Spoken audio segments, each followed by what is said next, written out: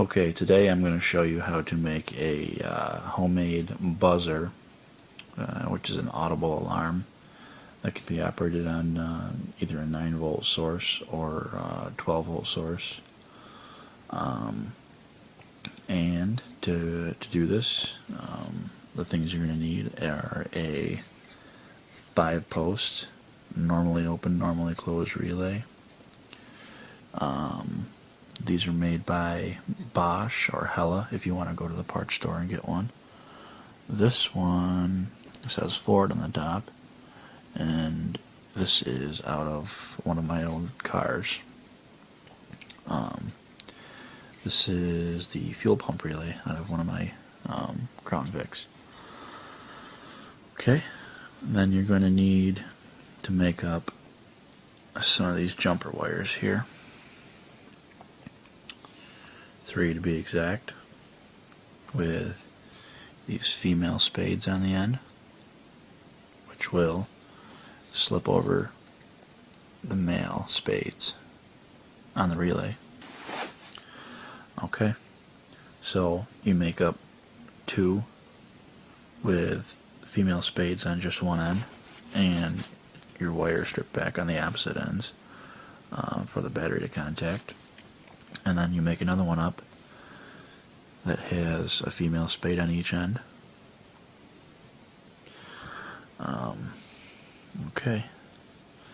Now this relay, as most do, has a schematic on the side. I don't know if you can see that.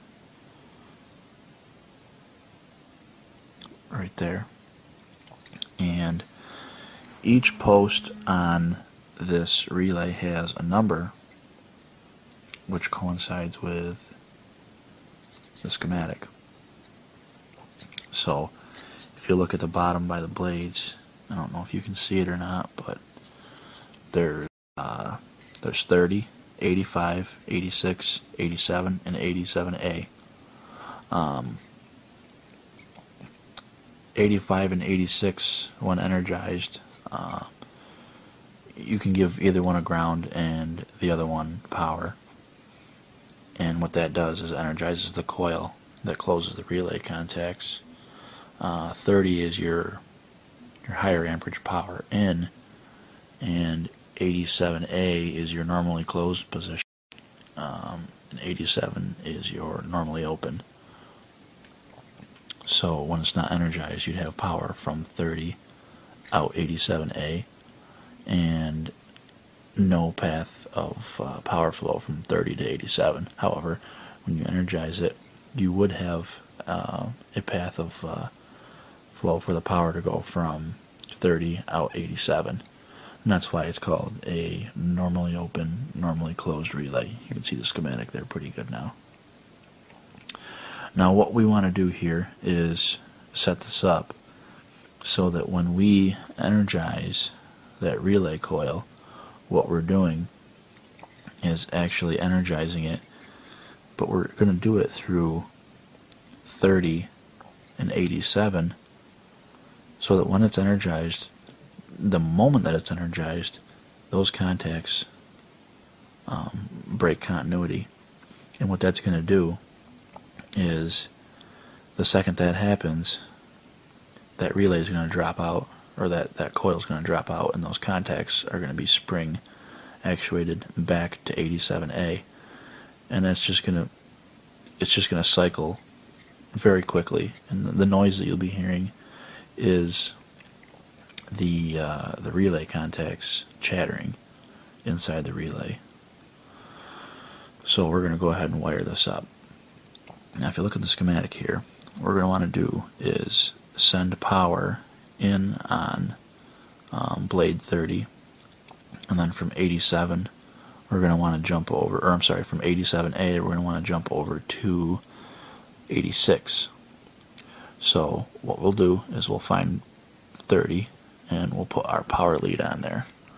So if we look at the bottom, we'll find 30 is this one right here. So we're going to take one of our power leads and we're going to hook it to 30.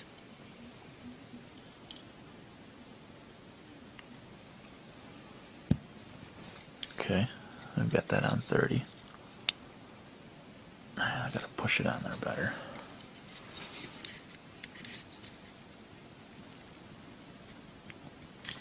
Okay, it's on 30. Now if we go back to our schematic on the side of the relay, I'd mentioned that we're going to want to go through the contacts, the normally closed contacts. So you see 87A there. We're going to loop 87A down to 86. So that's what this one's for. Go on the back of the relay, find 87A. We found 87A here, and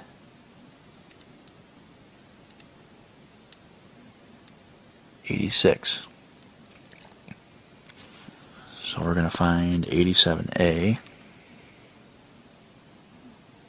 which is the very center on this one, as it is on most 5-post relays, and 86, which is over here.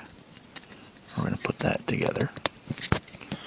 So if you look at it, it looks something like this now, where you have your power coming in on 30. It's going to go through the relay contacts, and it's going to come out 87A and go over to 86, which is one side of the relay coil. Now the other side of the relay coil is 85. So what you want to do is find 85 on here, and we're going to put this very last lead on 85. 87 is not going to be used because it doesn't play any part in what we're doing here. Okay, now all you need is a 9-volt battery. So now you have your buzzer. And now with these relays, there's no diode in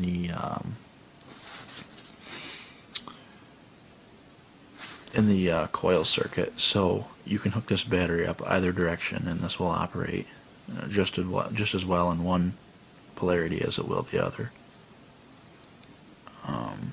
Now I'm going to hook this up to be able to hear what this sounds like. It's going to be kind of weak because, like I said, this battery only has about 80% of its full capacity, but I'm going to hook it up and you can hear what it sounds like.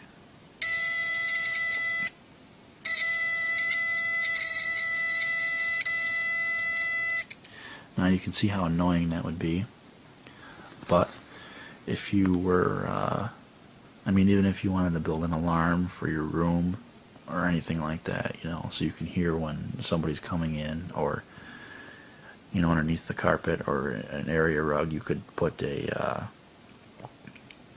set of foil contacts, and when someone walks on it, you get a warning or an alarm. So that's basically all there is to that.